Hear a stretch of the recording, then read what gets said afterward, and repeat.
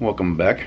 Happy Thanksgiving to y'all. I spent the first part of the morning today making up a couple of patches, leather patches for some hats that I'm going to be making. I just want to share my initial thoughts on the making you dizzy.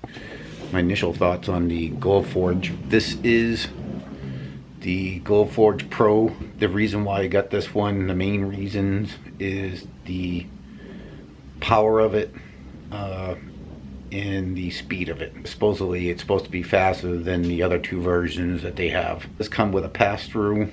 I don't plan on using that. That's if you want to make really long products or whatever you want to make. Pass it through. I guess there's a whole setup on doing that, and I'm not really interested in that. Mostly bought it for my leathercraft hobby. I just want to be able to add a little bit of creativity to my wallets or to any of my leather products if possible. It's great for prototyping.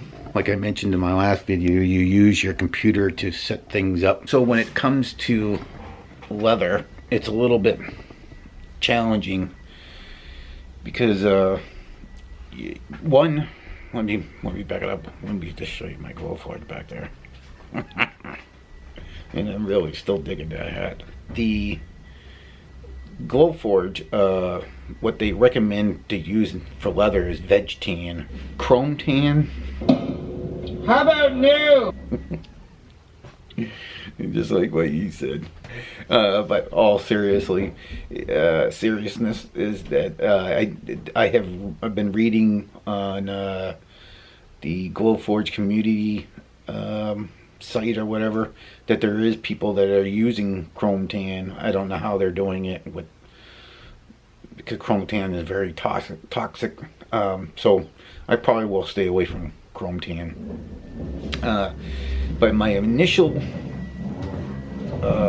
issues that I had, what I feel like I had with this thing so far, is that when I was trying to make these patches, I was doing, I used some scrap leather, and I was using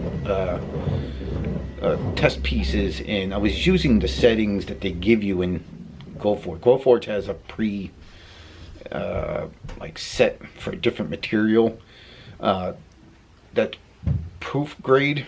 They give you a list of proof grade material, and they actually give you a bunch of plywood and acrylic, different pieces that have this barcode on there, and that the camera inside the Glowforge will scan that barcode and say, oh, this is what size it is, this is what we have for material, and we'll set our settings accordingly. All by itself, it's all figured out for you. They do have settings in there for thin leather, medium leather, and thick leather.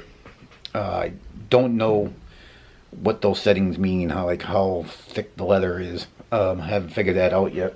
To cut these, I've been using the middle one, the middle setting. I don't think it's the thin leather.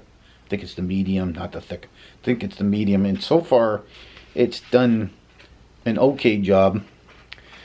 I'm still gonna have to figure out how to create my own preset for cutting this leather. So that's a little bit of challenging. So if you're getting a Glowforge for leather, there's going to be some trial and error there a little bit. Leather is all different thicknesses, and even throughout a hide, you know, you're buying leather that's, let's just say, 3.5 to 4 ounce. Well, that means the thickness of the leather is going to change throughout the leather. So, and how this laser works, this is what I'm thinking, is that everything has to be dead flat, and the thickness is really crucial. Got to get yourself calipers and measure your thickness of your leather and see how consistent it is from one end to another. It's a little bit of a trick. Staying on that theme here, I found out 2 things. You got to make sure that your leather is staying flat. You can't have any lifting up in the middle, or if you're using a fairly big size square of leather, tape it down, do everything you can to get that thing to sit flat, I mean. So you can use magnets in there. They make these push pins that go into the crumb tray that will hold it down. Masking tape will hold it down. So just be aware of that. And then two, make sure nothing moves in there. The fan will come on and stuff will move around. So if you're using any lightweight material in there, I would suggest to make sure that it doesn't move.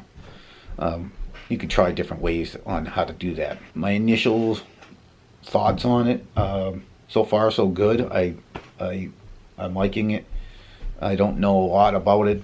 I cut one little sign just for fun, YouTube play button sign. I do plan on making a different sign for the shop, you know, something that's nice.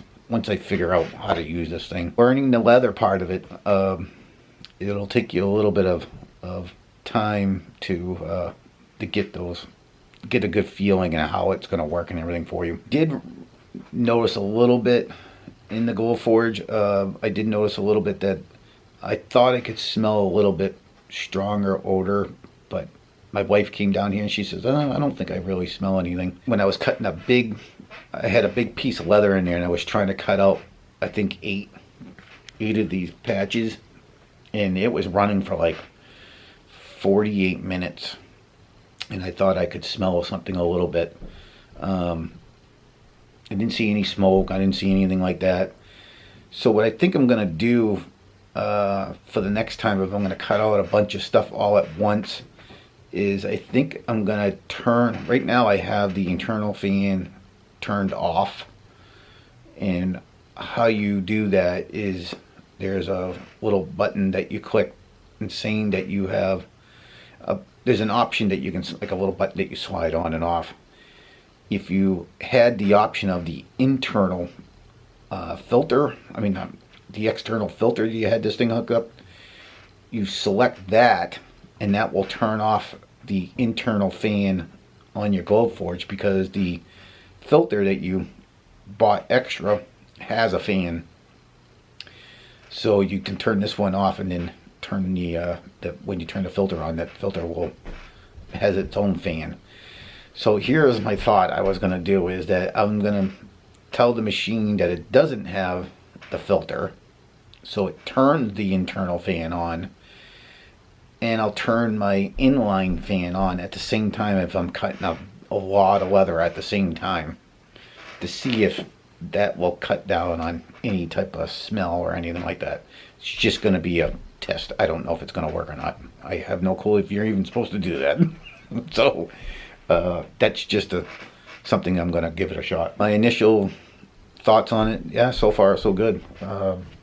I plan on using it just for leather goods. I don't plan on doing anything else with it. And I just plan on, I bought it solely for my leather business, so I can be a little bit more creative with my wallets and my leather goods. So we'll see if that pans out, I guess. I sure hope it doesn't become a dust collector.